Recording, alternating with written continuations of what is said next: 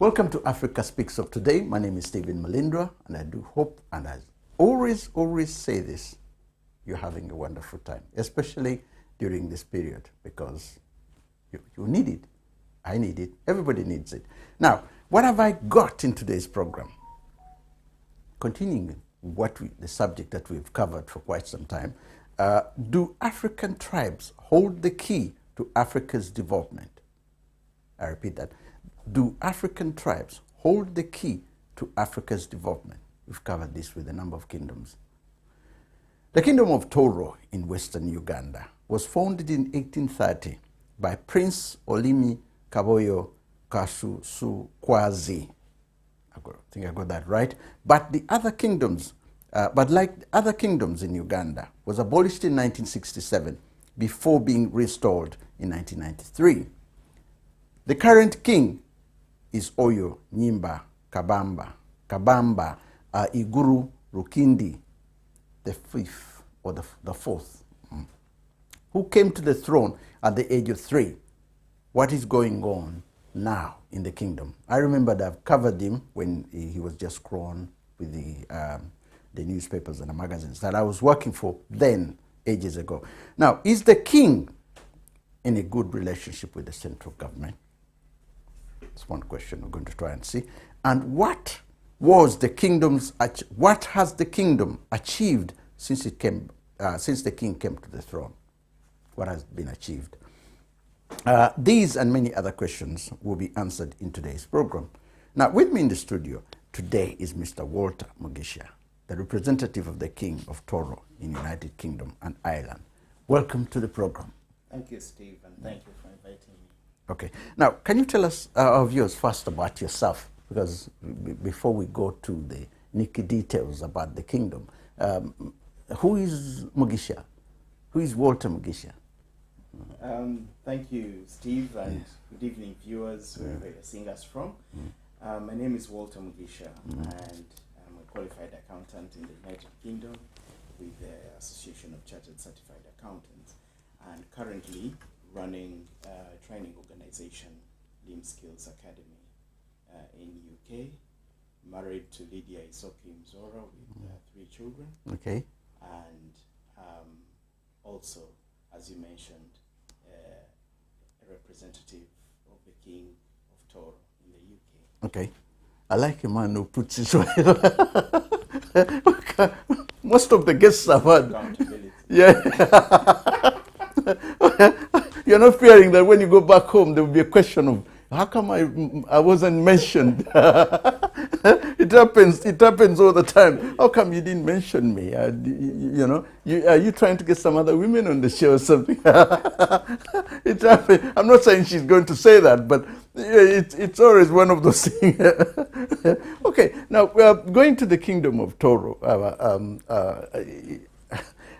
It's well known worldwide, and the key thing now is what's going on in Tooro before we even start thinking about what's going on here. And as far as your job is concerned, how is Tooro at the moment? If you're to land in Tooro tomorrow, what's going on as far as the king is concerned? What is happening? Is there much achievement the king is trying to do? What is the king saying in terms of development? What is his state cabinet doing? The kind of things that one would want to know in terms of what's happening over there. We know what's happening in Uganda, but at the same time there is that inside part of Tooro that we really need to know about. Yes, Tooro, we are blessed with the current king, as you stated, King Oyo. Yeah. Who is, we've just recently celebrated in September 30 years of his reign since he was came into as one of the youngest kings in the world, if not the youngest in the world.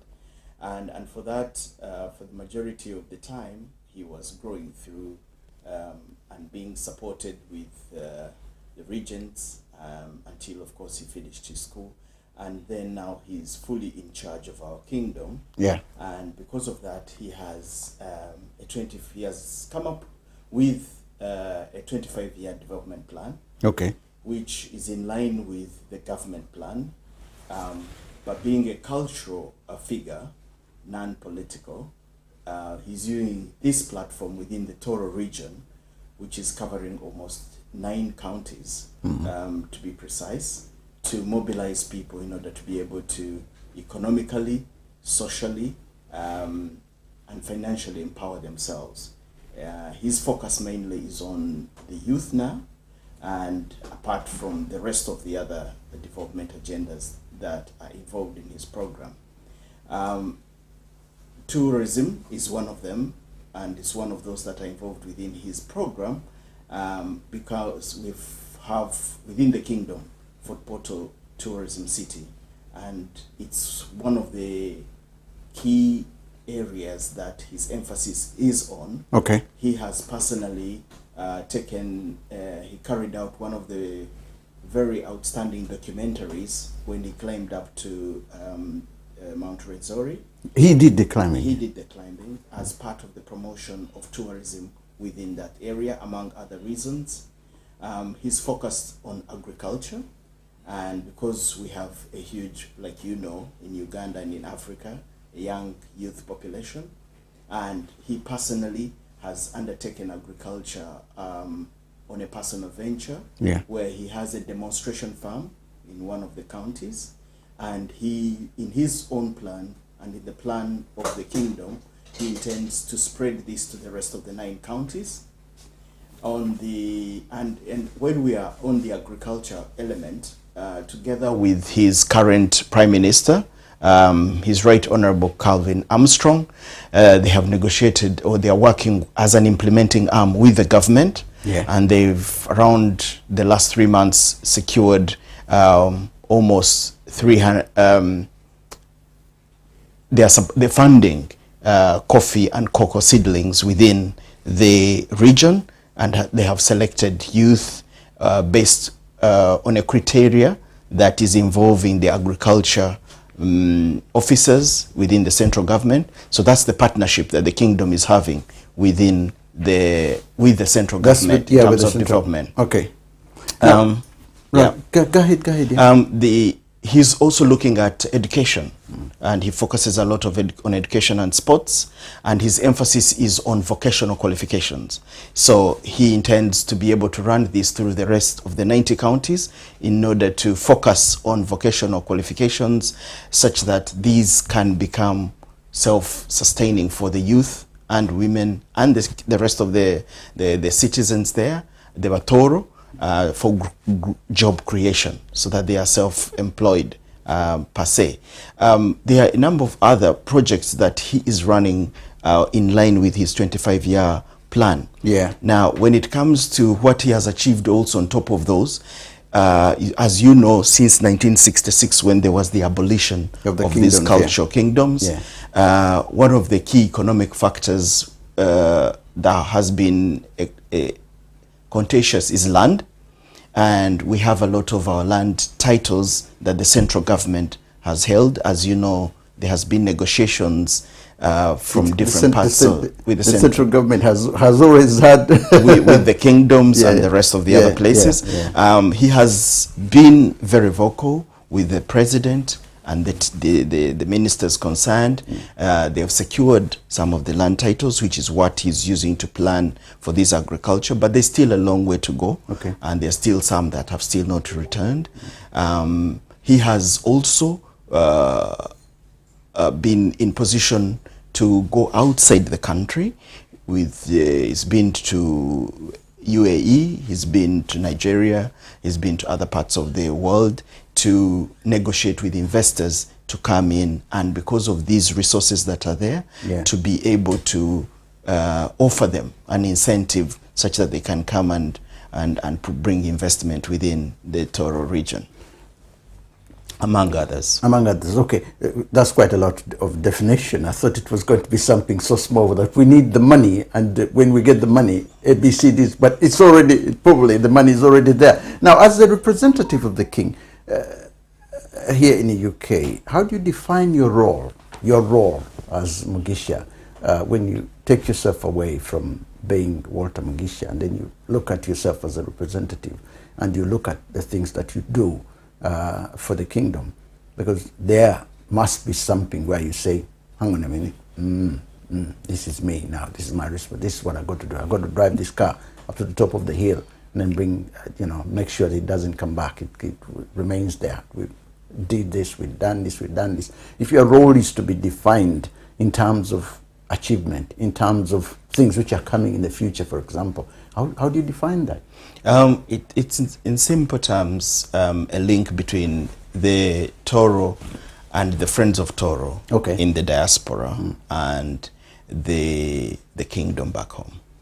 So the linchpin between the kingdom and the administration of the kingdom, plus the organizations, the structures, and the people and the Friends of Tooro. Do they give you a defined role, for example? Say, hey, Walter, this is what we want to be seen, to be done. You get the Batoros together. You get this, you get this. There is that defined moment where your representation, just like a diplomat, that these things have got to be achieved, or not really, achieved, but been looked into as far as Tooro is concerned. If somebody is traveling to Tooro, you can deal with the agriculture summit or something like that, defining, building up Tooro. That's the kind of role I'm trying to think in terms of, do they give you specific roles, or it's simply a question of, okay, you are a representative, do what you can. But is there something specifically in terms of we need this and this to be done? The overarching responsibility is to ensure that the culture of Tooro is promoted within the United Kingdom. It's exposed, and that's key. The rest of the other things fall under that, primarily to expose and ensure that the norms of Tooro are integrated within the culture of UK, and especially for the Tooro and the Friends of Tooro. And then other areas fall under that. Okay, there's something about tourism as well, which I've seen the Baganda doing it, but I'm not trying to compare you to the Kingdom of Uganda. But the thing is that where I know most people would rather go to the embassy, for example, if they need details about tourism, about this, about this.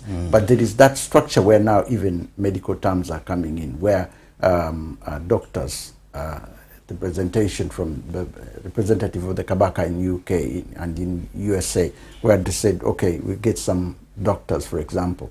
There are mobile units which are being sent now in a way that the government is simply informed that this thing is happening as far as the areas they are going to visit are concerned, but they are all dealt with by representations from here. Something which is say, okay, some people want to go and tour, they get their visa, they're going to Tooro, but they will need assistance while in Tooro through the kingdom, through the representation of you here. So look, you get the visas right through the embassy, but when you reach Tooro, this is what is going to happen in terms of tourism. Is such a thing existing? It's not clearly defined now, but the advantage that we have here is because we have an established Tooro United Kingdom Association. So as soon as you mentioned Tooro or anything that you need to do when people scan on the internet and they want anything with Tooro, the first point of contact, even when you get to the embassy, they always refer you to the association, or they refer us to ourselves. And I'm an integral part of that too, because I'm on the elders forum of the association. I used to be an ex-chairman of the Tooro Community Development Association, and I'm an active member. So that leads us there. In terms of the development of the link and having probably a special desk, this is part of what we are trying to make arrangements with within the kingdom, so that we can have that table that within the administration, because there's a full-fledged parliament of the king. And we are also very fortunate that in his last visit last year, we were fortunate that one of our members here was appointed by the king to be the current prime minister. So that helps us that in terms of... But he lived here, so he lived here. He also has dual citizenship, so he has that. So it's part of... It's going to be integrated as part of his development agenda, because he's interested a lot in the diaspora. Not only here, the USA, Europe, now Asia, because of a lot of the Tooro community and Friends of Tooro in there. So, and the southern part of the rest of Africa, yeah, they are also there. So diaspora is quite key. And part of what we have requested the Prime Minister is to make sure that we have a desk there that can work together with the Foreign Affairs desk for the diaspora, okay, to make work easier for us within the Tooro region. Do you find the Batoro forthcoming in terms of what you're doing? Because there is one thing about you playing your role, and then you're struggling to inform them that, or to put them together, say, gentlemen, I think we need a meeting to do the ABCD. I think we need to look at our culture and do that. Are they coming? Because I've been to other areas than the Wasogas and all this. You find that somebody who is representing has a struggle to get these people forthcoming. The Baganda are forthcoming very easily, can raise the money and all that. I think these things, because through their clans and, the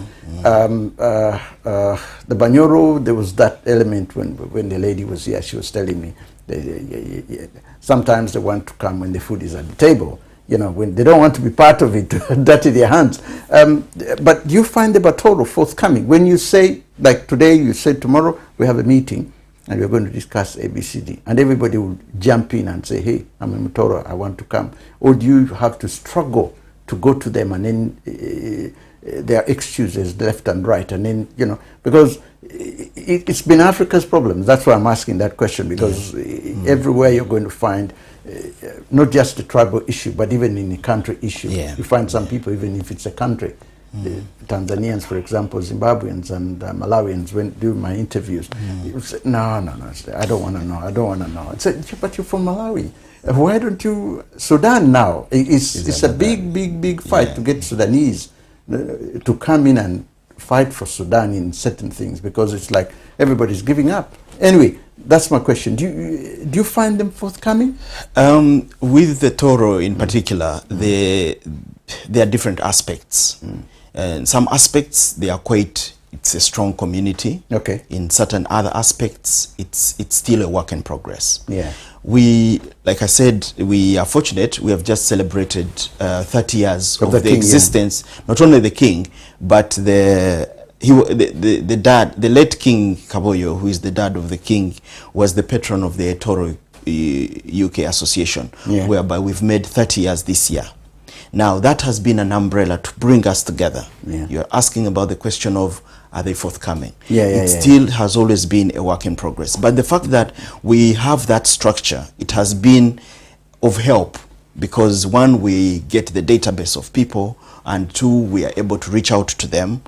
If we are 500 or 300 on the database, if you have an occasion, not all of them will be able to turn up, but the majority will be able to turn up. The particular objectives of the projects or the programs that you come with is what appeals to the numbers that you have. Okay. So we are working towards getting holistically everybody involved, or at least the majority involved. It's still a work in progress, but we can guarantee that there is always an appeal and people will always respond, but we would do better, and we want to appeal to all the Tooro community to go better than what they've been doing.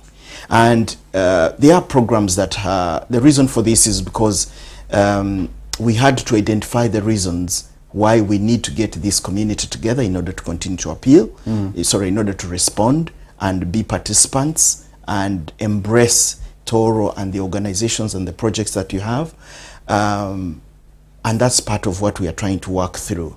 A number of programs, for example, within the Tooro Association now, they have an independent bereavement fund. As you know, bereavement is quite a key issue. So we have a fully fledged independent for that. Okay. So when we have some losses, unfortunately, there is always a rally behind that, and people get benefits out of that. We have been able to support people back home. Okay. There's a Tooro Babies Home, for example, for orphans, and people together, because of that particular need, they contribute towards that. There's a recent project we are running of a child called Baby Joshua. There's a foundation laid by the Tooro community and members of that. And this is a child who has got cancer, who appealed to us, and we are supporting them. Our members are pulling towards that. Previously, we have also supported the hospital settings by raising things like incubators and all the other some of the equipment. Fascinating. What is the biggest, just if you have to sit down at home and you relaxed and you're having having your whiskey or something like that, bottle of wine and whiskey, or Uganda orange for that matter, and relax, and you look at the future and you look at yourself and say, I think I did well to do this. What would you count as your biggest achievement so far as a representative of Tooro? The biggest achievement you've done so far? I think it's to be able to ensure that we have a community. Mobilizing the numbers has been important. We know who is where and where they are. Okay. And that, to me, is what I can be proud of. You know, you say, we know where our members are. Whether they come or not, at least you've reached them. Yeah, we know where they are, and that has been the starting point. And then after that, the rest of the other programs are to spring out of that. The second element is our introduction of the youth. Yeah. Even currently, the Tooro Association at the moment is being manned by 50-50, the elders and the youth. And going forward, we are going to push more for that. For example, the current Miss, the outgoing Miss Uganda. Miss Uganda is UK, is from Tooro region, and she has been spearheading the campaign to invite the rest of the other youth members to participate. She's been down to meet the king, she's been down to meet a lot of schools, vocational institutions and all that. And in her profile and in our speeches when we are meeting and gathering, it has been an inspiration, and we get those feedback from the youth. And the youth are turning up on all these events, and we want to have a youth convention, for example, next year, the Tooro Youth Convention. We've been in communication now. I think there is going to be a Ugandan diaspora convention, and we want to see our youth take part in that, a major part, to integrate with the rest of the other youth around Uganda who are here, and the friends of Uganda who are here. So youth, of course, it's part of what the king wants. He's already running that same program out in Tooro, and we will explore that back here. We ran a program of Mpako Festival. You know Mpako? Mpako, yeah. You have Mpako? Yeah. No, I read about it, and somebody was telling me about it as well. But no, you as an individual, do you have Mpako? Fine. So there is a ceremony which we are taking out of the Tooro into the rest of the continents. We started it in Germany. It was here. The king blessed that here. It's going to go to the USA next year, Canada after that, and the rest of the other places. All that is a form of mobilizing the youth towards appreciating their culture. And we go through the entire program. And you know, Mpako is one of the international heritage that has been preserved. So we will continue exploring. What does the word Mpako means? Mpako is within the Tooro culture.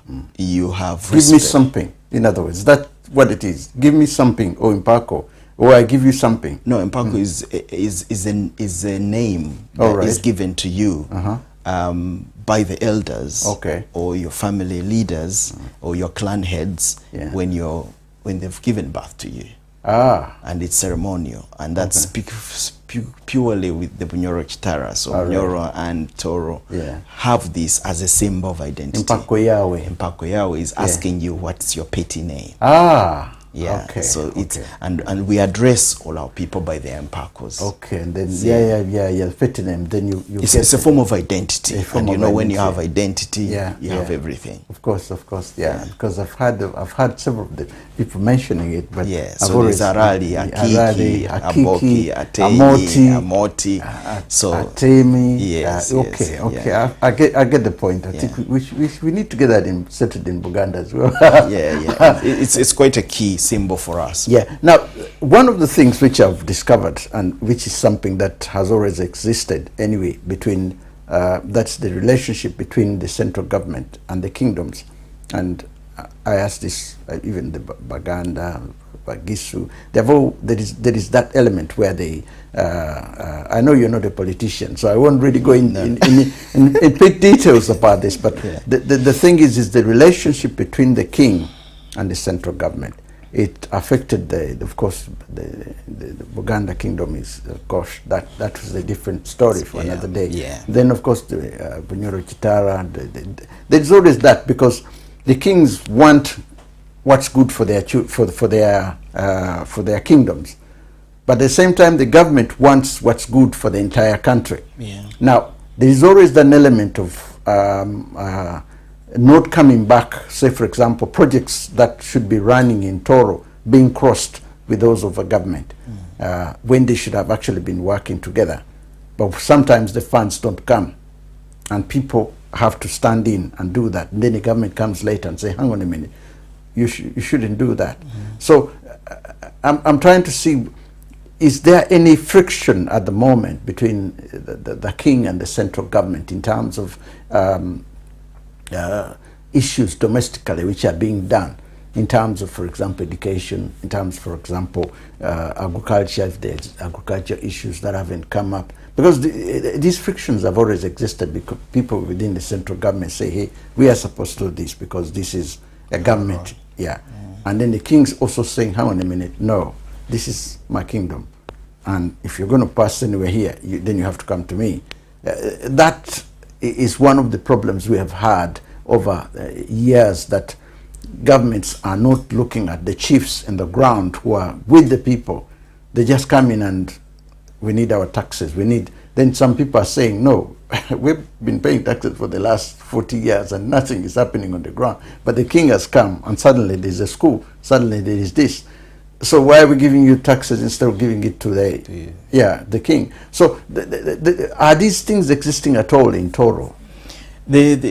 There's always elements where it's not enough, for example, from the citizens. Just as an example, in the last celebration of the king's anniversary, 30th anniversary, the Mpango festival, the king was very vocal and quite upset, if I might say, about the infrastructure within the Tooro area, where the roads are broken down. The road for example, that leads us to the main city in Kampala is dilapidated. And he was very vocal in his final speech when he was demanding from the president, and the Minister of Finance was also there, and many other dignitaries, that we need to have this sorted. And we're lucky now. Before, like you're saying, it has always been easier for Uganda and other areas maybe to mobilize and move forward. We were lagging a little bit behind, because as much as we had the regents to look after the king when he was growing, we have lost some ground. So he's actually working day and night, you know, to catch up with that time. It was not his fault, of course. It was just before that his late king dad passed on. So there's that catch up to be able to do. So however, during that time, on the other side of the positivity with the government, the government supported us in terms of rising up, contributing towards, you know, facilitation of the kingdom in order to raise our king. Then the other second crash is on the Ebyeitu. Our things. So that is still being heavily negotiated by the king. But as I said, we are catching up, because now he's taken the mantle himself. He's in charge. He's in charge of everything. So he's still pushing for that. Complementing that, there is another independent think tank called the Tooro People's Conference within Tooro. This is made up of quite reputable people who have skills, experience, professors, businessmen, and all that, who meet annually, twice, 2-3 days a week in some conference halls. They look at the agenda that the government has, and they have a vision for Tooro. They come up with the develop and make recommendation to the government, integrate in partnership with the kingdom, and all that to move their agenda forward. That again, within the kingdom, they also raise their concerns. And they are able to articulate them whenever the president comes, or the relevant ministers, vice presidents, speakers come onto the ground. So there is work going on in terms of negotiations with the president in terms of the needs of what we need down on the ground. we had some requirement a few months ago where the Minister of Health had to come in, the PS Diana and her team of all had to stage down there. So obviously it's part of the administration, the central government, plus the kingdom working to push these to change a lot of referral hospital equipment, things like that, and to change some of those who were non-performing, and that happened. Now, when you're here and something is going to happen in Tooro, for example, someone comes to you and he says, I have a business idea. I want to do ABCD in Tooro.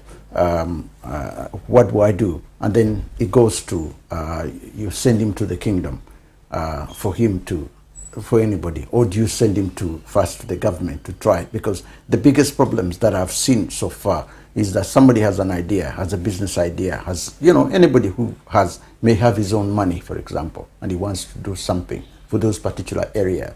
And then out of the blue, he says, okay, where do I go? Then do you need to go and seek permission? Does he need to go and seek permission to the government before going? Because I've seen this with the Bagisu. I was talking to Mukuka's representative here. What's his name again? Michael. And he was telling me, the constitution, if they want to do something. Because I had people who were trying to do something in Bali, on Mount Elgon. But these people were prevented, even by the Mukuka himself. He says, no, the Mukuka couldn't, because they were saying, hey, you need to go to the central government first. But the difference is the Buganda would say, no, hang on a minute. The Kabaka would say, no, hey, you come and sit here. What do you want to do? Go ahead and do it. Regardless of what will come from the central government. I don't know whether Tooro has that mandate in a sane way, because sincerely, the land is yours. You want to do ABCD. Why do you have to go to the central government to get permission to do that? I mean, that's a technical question to answer. However, as far as I know, it's a political one as well. However, as far as I know, is that because to come into do business, you are categorized under the investment arm.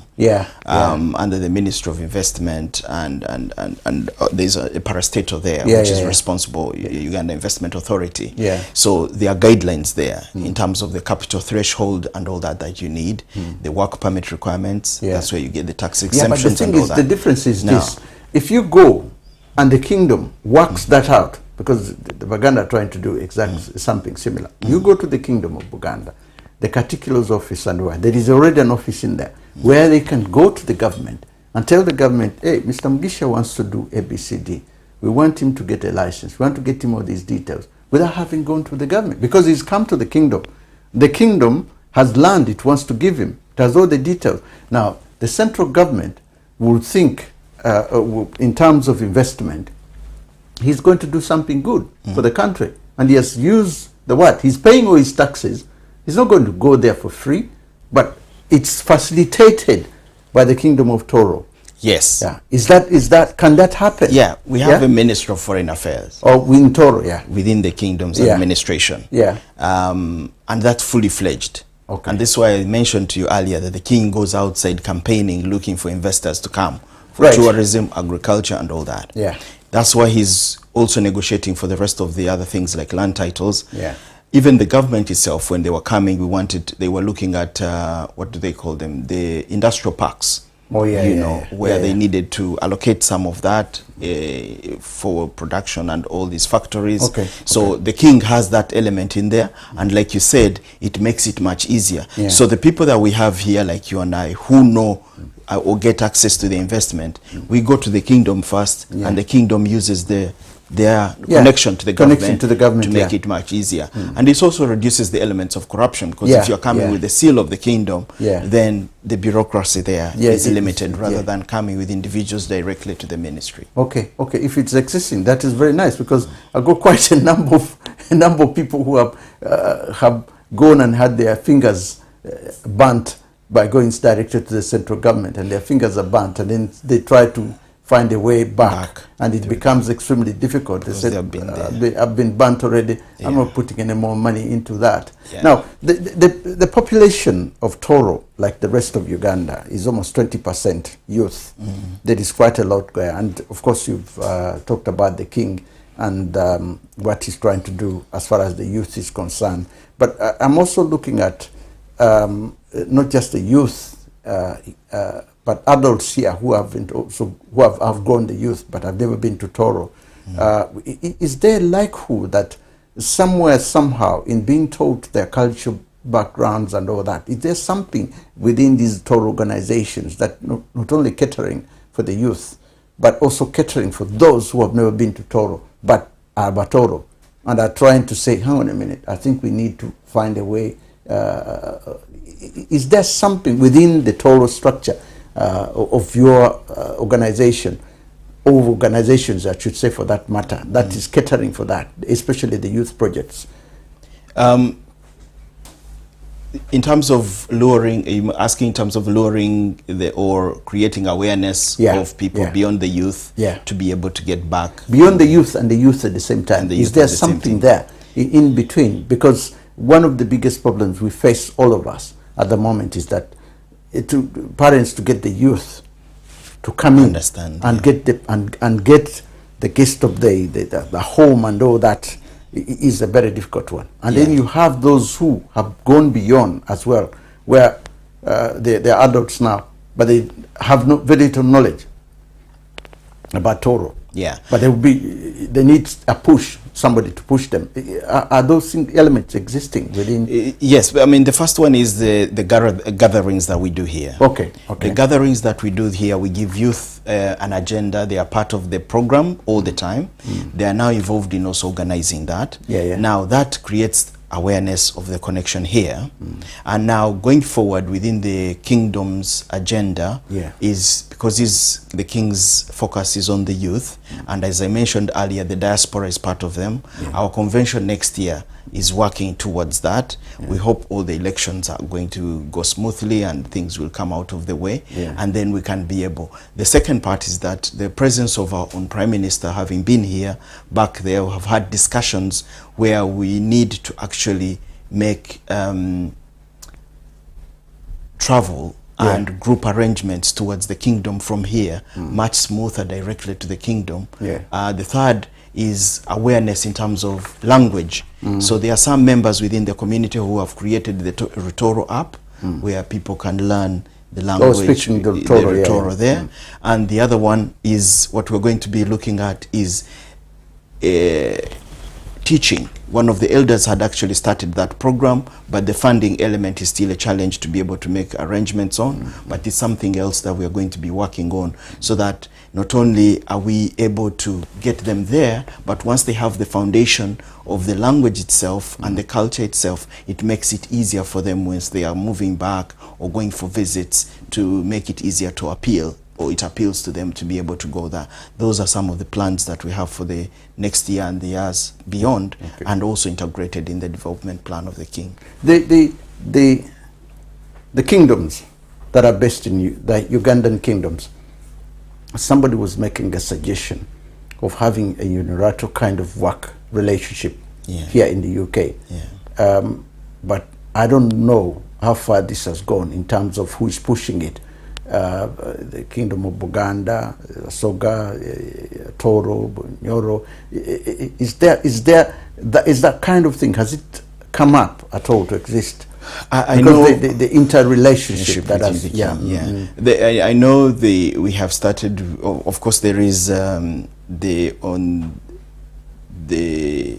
know about the Eureka. Eureka, yes. So that's the integrating all the European Ugandan organizations together. A few years ago, there was the community one, which was started, and Emmanuel was the chairman of that, but it hasn't taken off fully, but it was involving all the key chairmen and leaders of the association. It is something that needs to be revived, and we have the element that there is going to be a conference of the diaspora together, the entire diaspora then together, this has this to come should be highlighted and made the center of it, and probably activities and action plan coming out of that conference would be one of them, to integrate all of us together. One of the things the problem they're always going to face is that of the budget, putting the monies together. It has always been, you know, it's easier said, but you sit down and then the next thing you know, there's no budget, and then you start struggling. What are we going to do? But I don't know whether you've come across this as well. You're in the middle of something and there's no money, and then you start thinking, okay, if we start doing a collection, who are going to pay? Do we do a charity? Do we send some SOS somewhere to government organizations or here or somewhere to get the money? How do you deal with this structure now? I think we are moving. We are moving, like you've seen from Buganda. We've seen the advantage the Ugandan community have here, which I've seen over the years, is that we have evolved in terms of, yes, at the moment we are in our nuclear areas, the Bugisu, the Tooro, we're in those elements, but it's there and it's structured. I've been invited on many of them for their celebrations, and we've invited them otherwise. So we have one step done. At least the foundation is that I can call Stephen, he will give me 3, 4, 5 names in terms of that tribe or that clan or whatever it is. So I believe the element of funding, now that we have the population, we need to reduce the element which the Tooro Association had relied on previously, on applying for lottery, applying for grants and all that, to be self-sustaining.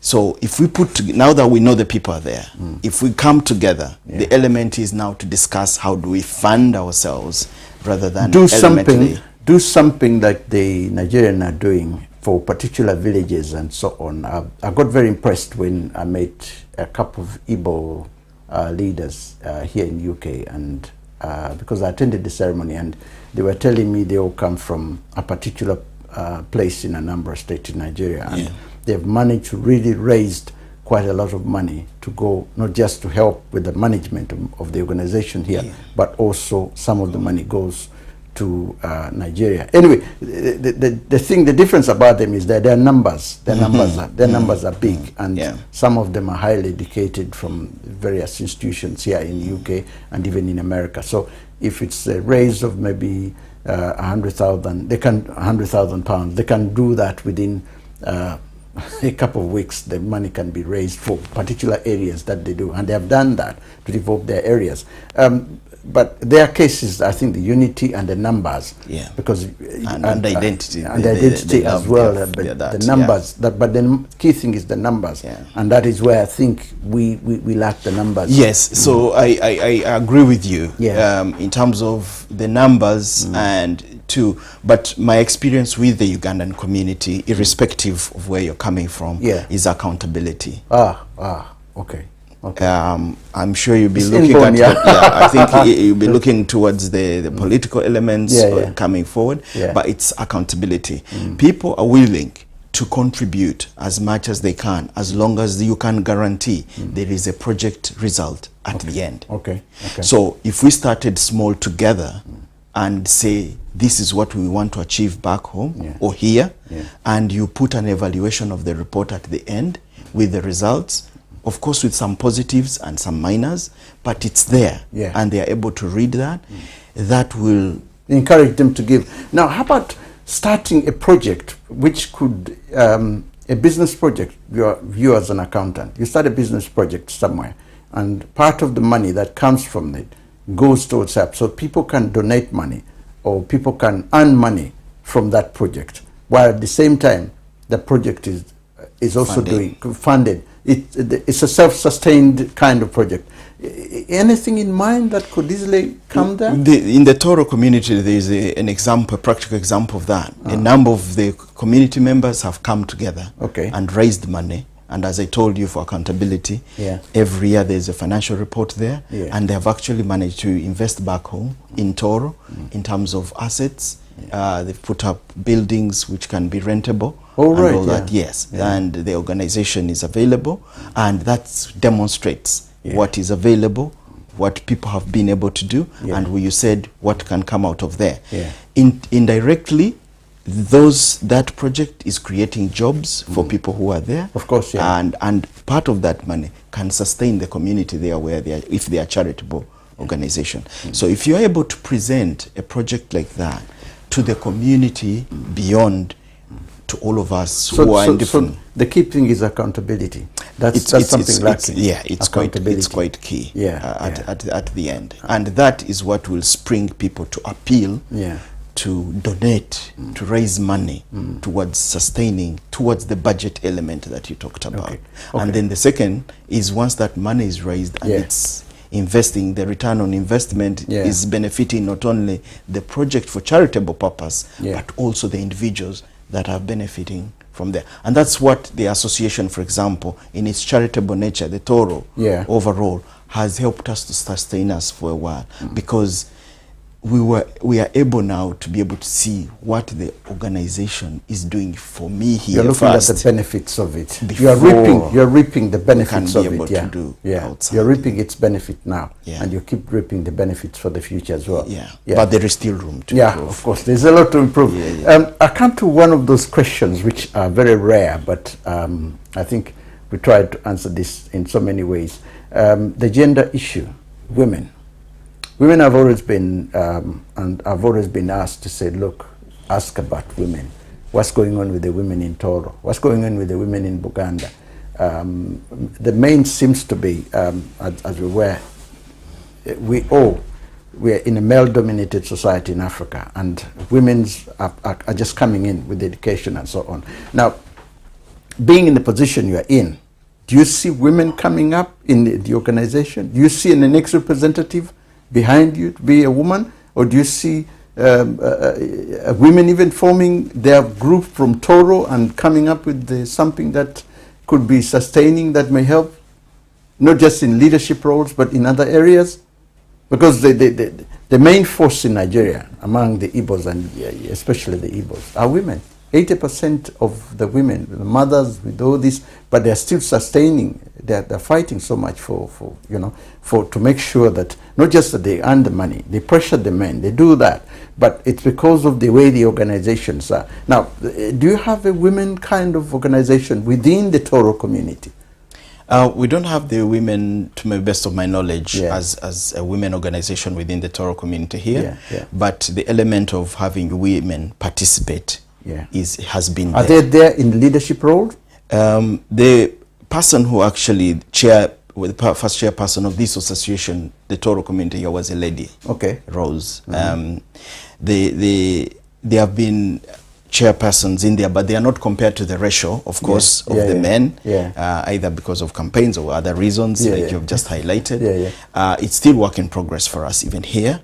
But we are lucky, we have appreciate the progress that we have made. Before we could have one or two, because as I said, it's been 30 years in existence. But all along, there have been women recognized onto the platform. In fact, the committee cannot be closed on the day of the elections unless there are committee members who are women, and also in the main roles, secretary, treasurer, or vice chairperson as a role. The current one, for example, has got a vice chairperson who is a lady, the social secretary is a lady, the treasurer is a lady. I can go on. But on the other hand, when it comes to Tooro, I think it's just by default. We have to look on the other side of the current government. The president, Museveni, has pushed the agenda for ladies, as you know.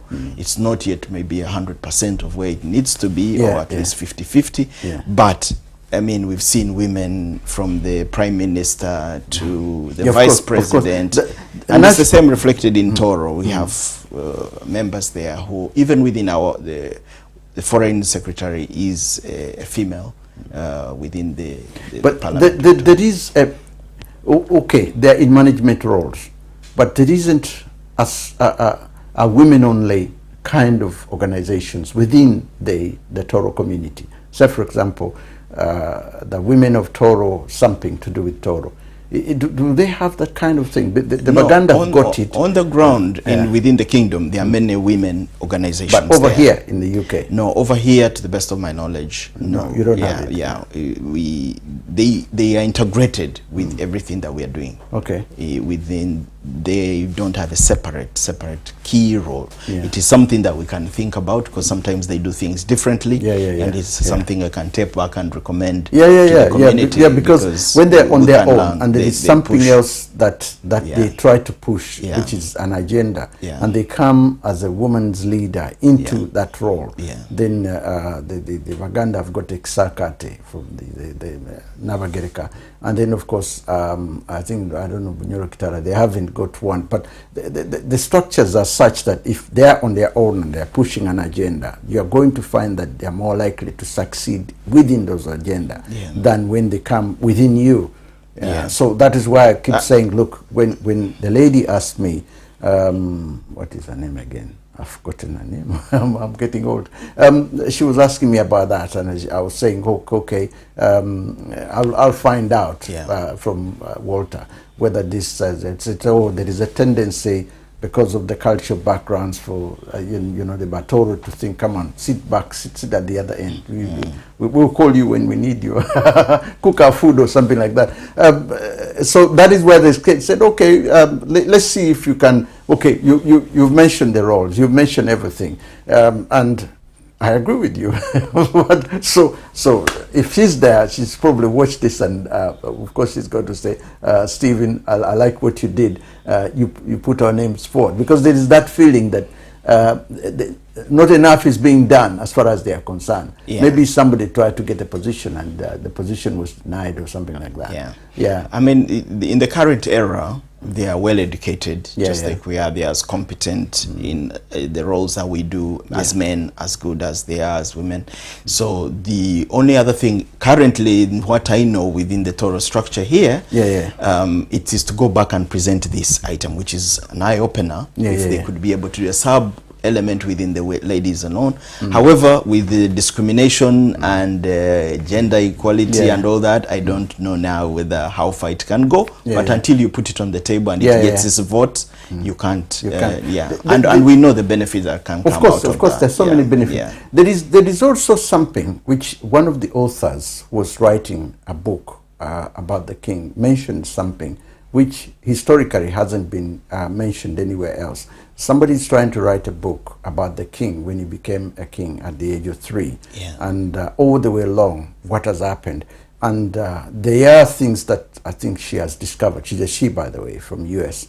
There are things that she discovered over a period when the king was 3, up to the time when he eventually became a king, which were never being done. And some of the people who were representing the kingdom are no longer alive anyway. But she says, if some of these things can be ironed out in terms of clans and so on in Tooro, was there anything between then and the king taking authority that wasn't really functioning in the kingdom of Tooro?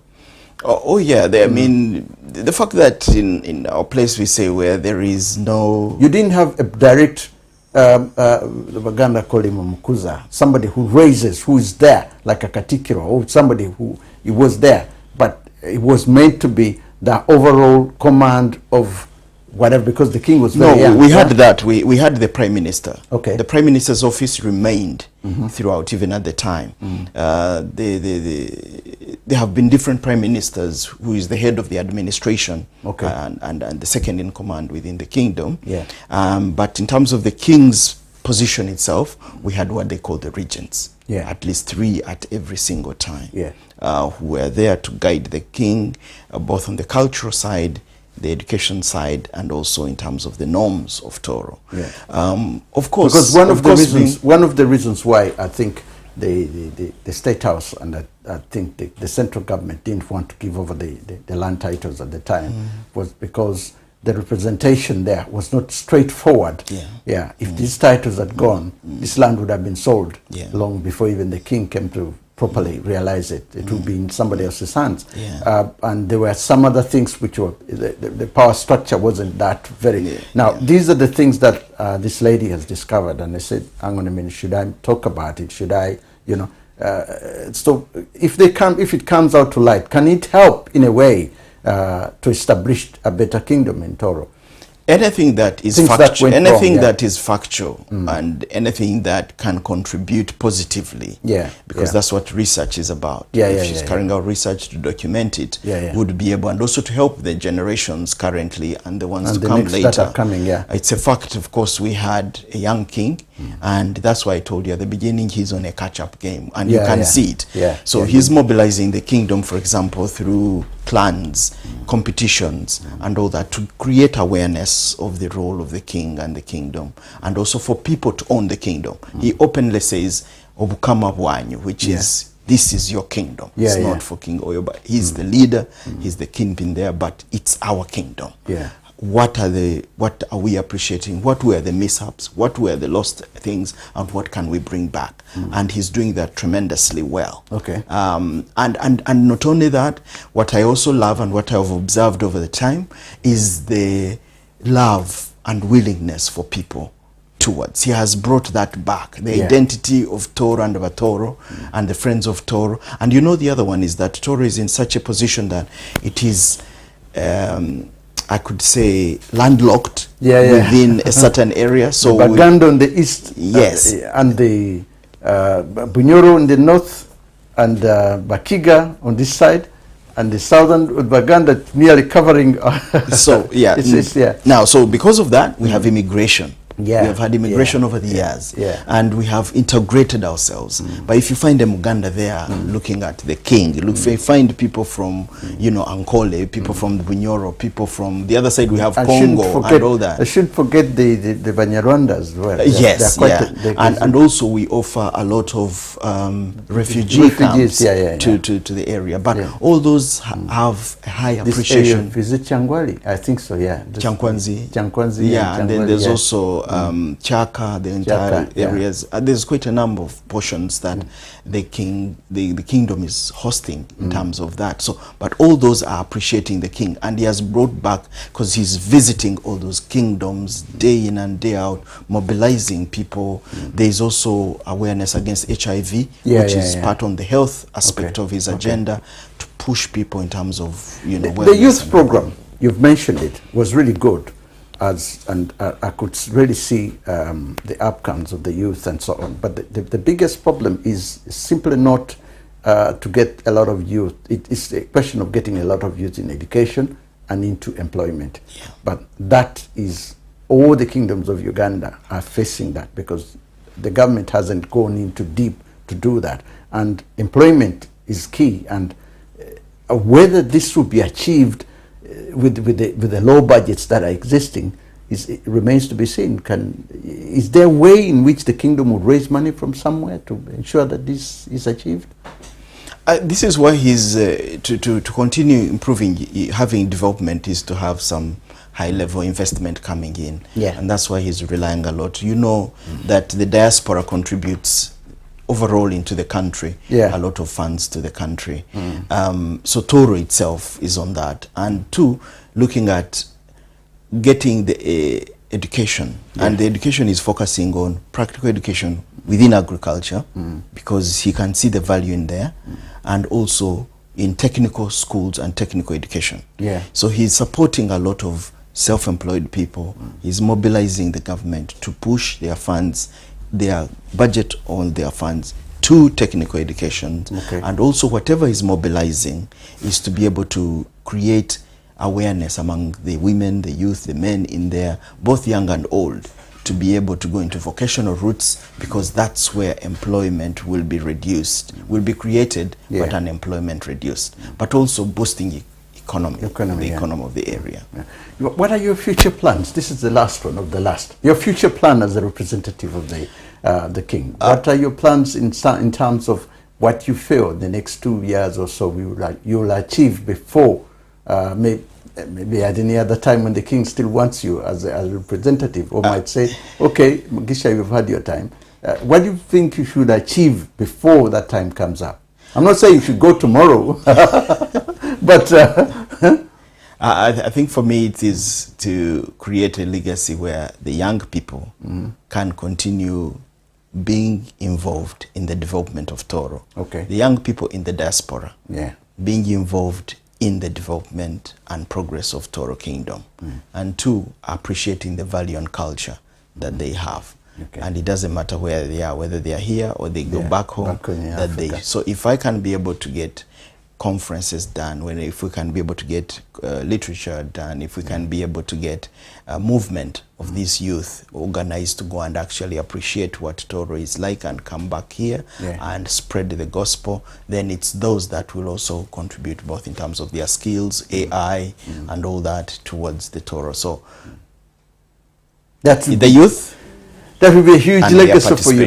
That will be a huge legacy for you. Now, I just want to say thank you very, very much for coming here. Thank you, Steve. And telling us all about it. And I do wish you the best of luck in your role anyway as the King's representative, and any other role that you might take on in future, because it's not easy. It's not easy, especially if you are representing a kingdom like that one, and like many in Uganda that I've seen. The kings...